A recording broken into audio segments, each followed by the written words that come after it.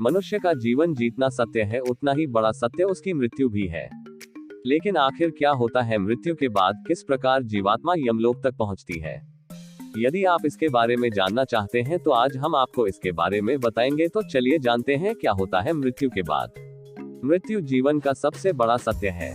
मरने के बाद मनुष्य की आत्मा को यमलोक तक पहुंचने के लिए कई प्रकार की मुसीबतों का सामना करना पड़ता है। लेकिन कैसा होता है मृत्यु के बाद का सच? यदि आप भी इसके बारे में जानना चाहते हैं तो आज हम आपको इसके बारे में बताएंगे। तो चलिए जानते हैं मृत्यु के बाद का सत्य। क्या होता है मरने के बाद? मृत्यु एक ऐसा सच है जिसे कोई भी झूठला नहीं सकता। हिंदू धर्म के अनुसार मृत्यु के बाद मनुष्य को स्वर्ग या नरक की प्राप्ति होती है।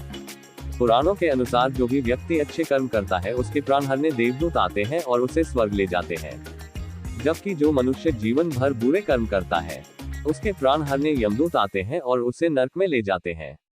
लेकिन उससे पहले उस जीवात्मा को यमलोक ले जाया जाता है, जहां पर यमराज उसके पापों के आधार पर उन्हें सजा देते हैं।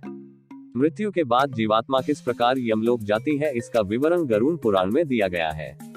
गरुड़ पुराण में यह भी बताया गया है कि किस प्रकार मनुष्य के प्राण निकलते हैं और किस प्रकार वह प्राण पिंड दान प्राप्त कर दूसरा रूप लेते हैं। माना जाता है कि जिस मनुष्य की मृत्यु होने वाली होती है वह बोलने की इच्छा होने पर भी बोल नहीं पाता है। अंत समय में उसमें दिव्य दृष्टि उत्पन्न होती है, जिसके बाद वह पूरे संसार को एक समान समझने लगता है। उसकी सभी इंद्रियां नष्ट हो जाती है और वह जड़ अवस्था में हो जाता है, यानी हिलने डुलने में असमर्थ हो जाता है। इसके बाद उसके मुंह से झाग निकलने लगते हैं और लार टपकने लगती है। पापी पुरुष के प्राण शरीर के निचले भाग से निकलते हैं। उस समय दो यमदूत आते हैं। वह बड़े ही भयानक नेत्र वाले तथा 5 दंड को धारण किए हुए नग्न अवस्था में होते हैं। वह अपने दांत किटकिटाते हैं। यमदूतों का मुंह टेढ़ा मेढ़ा होता है और नाखून ही उनके शस्त्र होते हैं।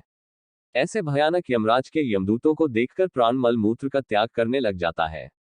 उस समय शरीर से प्राण पैर के अंगूठे के मार्ग से निकलते हैं, जिन्हें यमदूत पकड़ लेते हैं।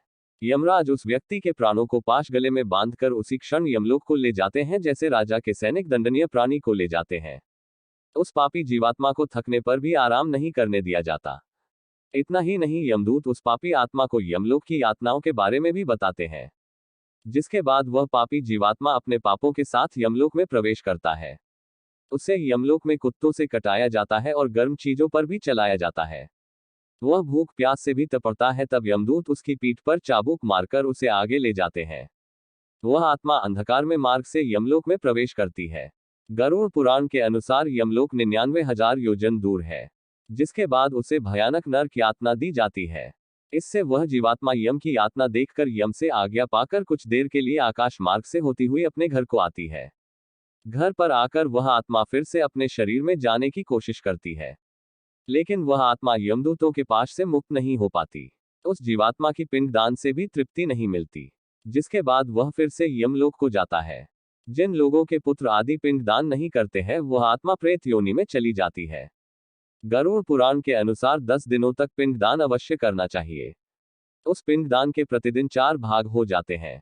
उसमें से 2 भाग पंच महाभूत की पुष्टि के लिए होते हैं, तीसरा भाग यमदूत का होता है और चौथा भाग प्रेत खाता है।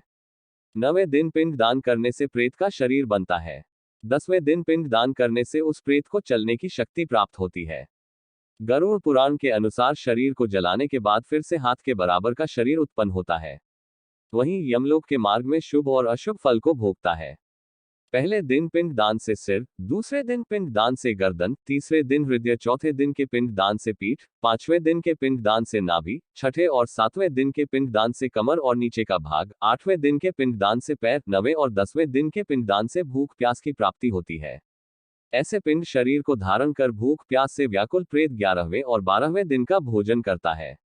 यमदूतों के द्वारा 13वें दिन प्रेत को बंदर की तरह पकड़ लिया जाता है, जिसके बाद वह प्रेत भूखा प्यासा अकेला ही यमलोक को जाता है। यमलोक का रास्ता 86,000 योजन है। उस मार्ग पर प्रेत प्रतिदिन 200 योजन चलता है। इस प्रकार वह 47 दिन लगातार चलकर यमलोक पहुंचता है।